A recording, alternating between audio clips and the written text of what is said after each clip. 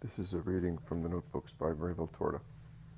I'm going to read several entries today because a lot of them are very short. So it's 1944, morning of May 13th, after communion in honor of the Immaculate Heart. Mary says, "I want you to understand my joy is better. You will say the Franciscan Rosary more willingly. In the first one I was not happy because of my glory and joy, but because the time had come for man's redemption and God's forgiveness of man. The second one made me happy not because of the praise offered me by my cousin, but because I had begun redemption by sanctifying the Baptist, by taking my Jesus, your Redeemer, to him. The blessedness of the third one was not exclusively because I had become a mother without pain, or the staining of my virginity, or because of the grace of being able to kiss my God, my Son, either, but because the earth now had the Savior. What made me happy the fourth time was that in the three Magi I saw all of those who, from everywhere in the world, and in all periods of the earth, from that moment on, would come towards the light, towards my Lord, and would proclaim him to be their King and their Savior and God. The joy of the fifth event did not come exclusively from my love as a mother who ceases to suffer because her lost son is found again. It would have been selfishness, but it was inexpressible joy to hear the good news echoing forth for the first time, and to understand that a few years in advance it was falling into some hearts and sprouting there into an eternal plant. I rejoiced over these people, instructed in advance. The sixth joy was an even greater love for you, redeemed creatures. The risen one told me that the heavens were open and already inhabited by the holy ones of the Lord, who had been awaiting that hour for centuries, and that in those heavens the seats of all the saved were ready, and for me, your mother, to know that your dwelling was ready, was a joy of incalculable depth. Finally, the seventh joy was not because of my glory, but because having been made the queen of the heavens by the goodness of God, as the queen I could concern myself with you, my beloved ones, and, chosen as I was to sit at the right hand of God, I could speak, pray, and obtain graces directly for you, with powerful entreaty. No joy was for me alone. Selfishness, even the most just and holy, destroys love. Every joy came to me through perfect love, and was spurred towards an even more perfect love. I am now blessed. I could not be more so because I am surrounded by the triune embrace of God, but I still use my blessedness out of love for you. Even here I apply the law. I love God with my whole self, and my neighbor as myself. Leviticus chapter 19, verse 18. Deuteronomy chapter 6, verse 5, chapter 10, verse 12, chapter 11, verse 13, and chapter 30, verse 6. Myself, not because I am Mary, but because Mary found grace before the Lord and is loved by him. She is thus a holy creature in him, and of him, part of him. Oh, my theology, it has only one key word, love. I am queen of the heavens because I have understood this theology as no other creature has. Love, you will be saved. Love. Love in words or in silence. Love in action or immobility. Love in fervor or in the suffering of aridity. Love in joy and in pain. Love in victory and in weakness. Love in temptation and in freedom from the enemy. Always love. Let there be a point in you, the deepest one, which, in the midst of a whole, wounded, stricken, agonizing, being stupefied by pain, exhausted by the devil's assaults, nauseated by life events, and tossed about like a ship in a storm, is able to remain still and alive in love. A point in you which has this one mission, to love, and fulfills it for your mind, heart, and flesh. And let that point be your sanctuary. Let the altar be there, with the lamp which is always lit, with flowers which are always fresh, and with praise which is always resounding. Whether you weep or laugh, hope or doubt, are exhausted or not, let the holiest part of your spirit, the one living in that point consecrated for worship of God, always be able to say, Gloria tibi Domine, Gloria, laudamus te, benedicimus te, aduramus te, glorificamus te, quoniam tu solus sanctus, tu solus Dominus, tu solus Altissimus, cum angelis et archangelis, cum tronis et dominationibus, cumque omni militia celestis exercitus, hymnum gloriae tuae canimus, sine fine dicentes Sanctus, Sanctus, Sanctus. The Latin text of the Gloria in the preface used in the Missal at that time. Before the elevation comes praise. Before the consummation comes praise. Be able to say your Mass. Every victim is a priest, but one is not a priest if one does not know how to celebrate Mass in all its parts. Look at my Jesus. Before being elevated and consummated, he gave praise to the Father. John chapter 14, verse 17. And he already knew what awaited him. Sorry, that was John chapter 14 to 17. And he already knew what awaited him. O Maria, let your heart sing. Let it sing, even if tears rain down from your eyes. Let song cover your moan, and the voices of Satan, who wants to convince you to mistrust yourself, to keep you from following your mission. Wants to convince you that God does not hear you, to keep you from praying, who wants to convince you that you are lost in order to destroy you. No, you are not. Persevere. A day or an hour of faithfulness at this moment is worth more than 10 years spent in physical pain and penance, but with peace in your heart and God perceptible at your side. Persevere. Whoever perseveres until the end will be saved. Matthew chapter 10, verse 22, and chapter 24, verse 13. My and your Jesus says so, and I tell you so. Suffer in peace. I will come soon. My note. I am immersed in pain. I go into sopor accompanied by it, and when I emerge, I find him there, giving me his nightmare at once. God does not love you. You are damned. You are a liar, a madwoman, a heretic. It is a real nightmare. It removes all comfort. It even darkens the material light of the sun and the sight of the natural beauty which, in other states of mind, would bring me joy. It makes me incapable of my occupation. It cancels out the quietude of prayer. The quietude prayer gave me, and the joy of praying. I speak and hear that thought. I write and it seethes in my brain. I read and it overcomes the words. It is there, always there. As soon as I regain awareness, the first sensation is this thought. I have not yet opened my eyes and mouth and moved my hands, but it is already in motion, boring into my heart and mind. As soon as the master or the mother has finished speaking, it resumes its work as a woodworm, tirelessly producing decay where it had made its nest. One must experience it to grasp what it is. May 15th. Half an hour after having received the dictation, I was on the verge of dying from a very serious cardiac crisis, resistant to all treatment. But I did not care. My heart was content over the mother's words. I would rather have 10 crises a day or an hour than excellent health and the spiritual state of the month from April 10th to May 10th. Since Saturday, I have been carrying out a special penance for the poor people who are in despair. I have always pitied them, even before this tremendous trial. But now, every day as long as I live, I shall thus make a special offering to God for my despairing brothers and sisters, that God may take them off that pyre of agony where they writhe, scorched and raging, and give them his due, his peace, faith, hope, and charity. It is too horrendous not to love you, not to hope in you, not to believe in you, and to feel you no longer my God. Do not do this. Do not do this with anyone. Keep Satan and the world from leading men into desperation.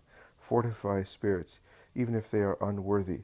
Fortify them out of mercy, so that they may avoid despair. Punish them with other misfortunes, if they are unworthy of your benignity, but not this one, not this torture, my Father. If I can manage to, I shall also say those ejaculatory prayers Father Migliorini told me to say in those tremendous days. My Jesus and God, help me. My God, save me. I believe in you. I have always said them, even when I was mad with pain, with the pain of abandonment by God. And here I want to explain something so as not to be misunderstood. It is not what I have It is not that I have rebelled when the extraordinary manifestations were lacking. I have never wished for them. I have never demanded them since they were granted to me. God gives them freely, and none of his children can order him to grant them. But the abandonment he has had me endure has been to feel separated from God. Before these manifestations, throughout my life, even when it was I who drifted away from him because I was extremely imperfect, I felt my God to be near me. I felt that I was watched over by him, and that every good action of mine, every prayer and every sacrifice was immediately accepted by him. He was there, bending over me, precisely to gather in these crumbs of goodness from me. Even if he did not grant my requests, he always gave me the sensation that he was close to me, because his peace was in me, or at least around me, and I got the feeling I was never alone. All of this had now disappeared. God no longer existed. Heaven no longer existed. Who could I pray to? Paradise seemed like a myth to me. The firmament, beyond which we imagine the existence of God and his paradise, was uninhabited for me. I was praying to nothingness. Whoever has not experienced this does not know what horror is. On other occasions I felt that God existed, but to curse me. I think it is what the damned experience when they see their God in the private judgment, and when they see him in the universal one. The terror of God as the one who punishes and curses those who have offended him.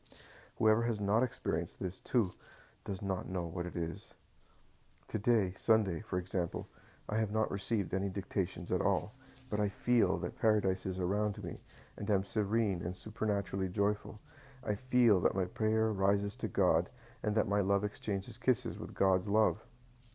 1,000 sufferings, but this union with God, even if hidden, is something which does not cause prostration, but exhilaration. It is like someone who is blind in a room. He does not see or hear a sound around him, but he knows that if he needs something, it is enough for him to call out softly, and there is someone nearby who will come to his aid at once, and this encourages him. I don't know if I'm managing to get the right impression across. I think, and I am sure I am not mistaken, that this room, in which I am suffering greatly, because it is not the room where so much paradise manifested itself to my indigence. She had to leave her home in Viareggio because of an evacuation. See note 312. Because of paradise manifested itself to my indigence will become dear to me if the eyes of my Lord shine in it. More than dear, sacred, but I already love it a little because I am now feeling his peace here. And I have heard the words of Jesus and Mary. I did not before. I hated it in the first days and was afraid of it. I did not feel God here, and if I do not feel God, I'm afraid of everything. May the 16th, Tuesday. In the late evening, when the shadows of weariness are already descending upon me, my Jesus compels me to write as follows. Jesus says, "You have said the rosary, meditating on it, and you have seen me in the first 4 scenes of the sorrowful mysteries. I did not present the crucifixion to you because you are too exhausted.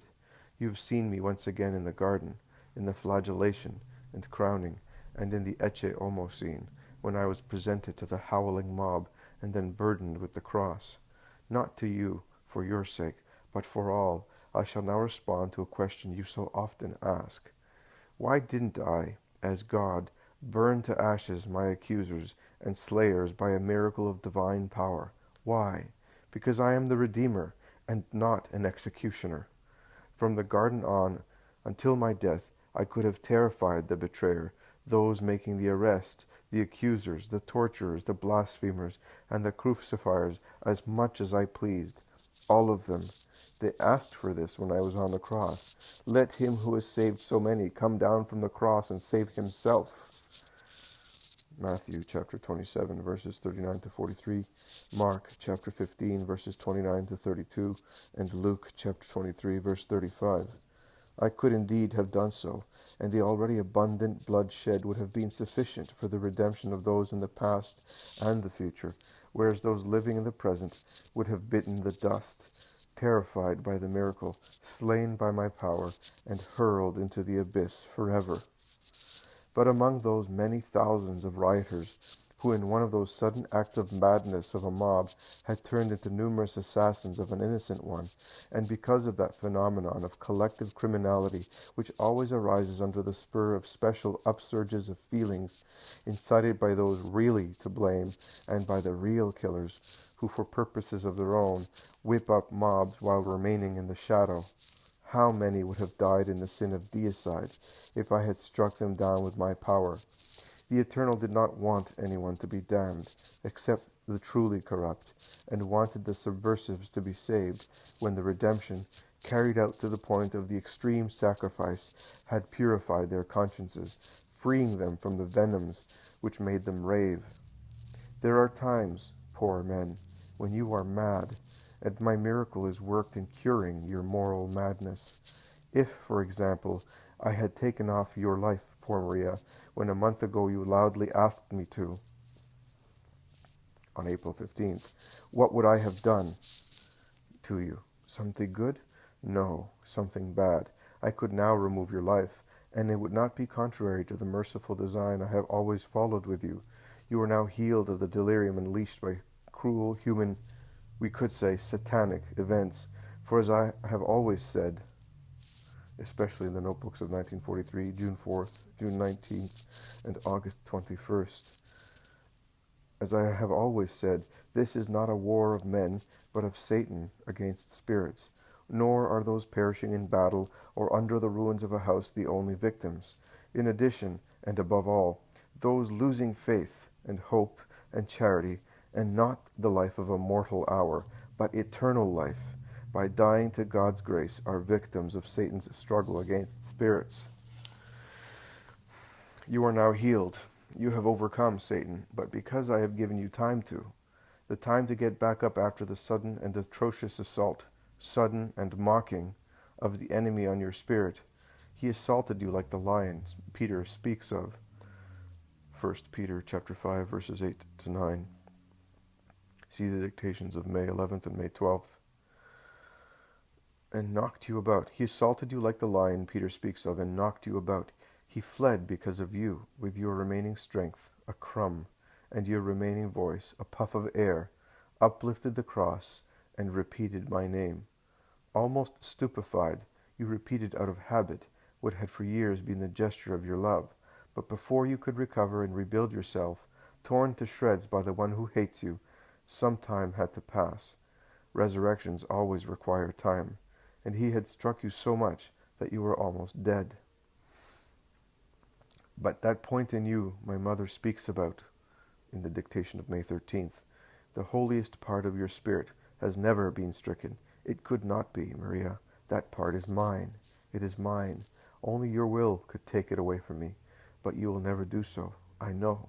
And that part, like a magnet, attracting scattered molecules to itself, attracted again and reunited what Satan, raging with hatred for me and you, had torn to pieces.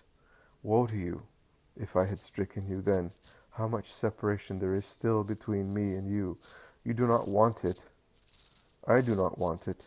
I want death to be the moment of life for you, without the languor of waiting. Come, proceed. I am here. Kiss my wounds from which life descends to you. I have opened them to give you this life, as I have opened them for so many. These are my triumphs in the hour of the Passion. These are the ones saved by my mercy before being saved by my blood. Mercy has let them live to allow the blood to work and heal them. That is why, O men, I let myself be tortured to the point of death, without striking down anyone, because I loved you as only I could love. Rest now. Go in peace. May the 17th. We omit the episode involving Jesus and the beggar on the road to Jericho, which appears in the cycle on the 3rd year of the public life. I have seen my Jesus again. Ah, how happy I am. How handsome he was. His face, his hand, his voice. How thirsty I was for him. Yesterday, it is true, I saw him, but in separate scenes, and he did not speak or move. But today he is the way he once was. I am very happy. But how much pain in these 40 days in which I did not see him. for it has been exactly 40 days. I saw him for the last time, alive and breathing, on Good Friday, that is, April 7th, precisely at this same hour, from 3:30 p.m. on, solar time. 40 days of torture. How I understand the agony of Mary when she lost Jesus. To lose his presence, not to see his face, or to hear his voice no longer, means to experience madness, death, and hell. Why, Jesus, did you do this to me?